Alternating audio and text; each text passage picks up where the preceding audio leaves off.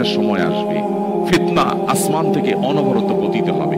কাওয়াকাইল মাতার, বৃষ্টির ফোঁটা যেরকম অনবরত টপ টপ করে পড়তে থাকে, ফিতনা এরকম করে পড়তে থাকে। আমরা সম্ভবত সেই সময়টা এখন পার করছি। চতুর্দিকে ফিতনার যে ভয়াবহ অন্ধকার, যে ফিতনা আমরা হারিয়ে যাচ্ছি, যে ফিতনা আমাদের অস্তিত্ব বিলীন হওয়া উপক্রম, ঠিক এরকম সময় যদি আমরা ঈমানের উপর অটল থাকতে পারি, তার বৈশিষ্ট্যটা কি, তার লাভটা কি?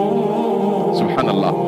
তিরমিজি বর্ণিত আরেকটি হাদিসে নবী করিম সাল্লাল্লাহু আলাইহি ওয়াসাল্লাম বলেছেন, এমন একটা সময় আসবে যখন ঈমানের উপরে অটল থাকাটা জ্বলন্ত জ্বলন্ত কয়লা, আগুনের কয়লা হাতে রাখার চাইতে কঠিন হবে বা হাতে রাখার মতো হবে।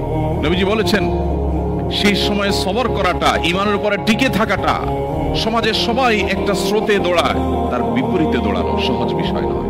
কিন্তু এই কাজটা যারা করতে পারবে, নবীজি বলেছেন তাদের কাজটা কষ্টসাধ্য এতটাই যে জ্বলন্ত আগুনের কয়লা হাতে রাখার চাইতে বা রাখার মতো কষ্টের, কিন্তু এর বিনিময়টা আবার সেরকম ঈর্ষণীয়।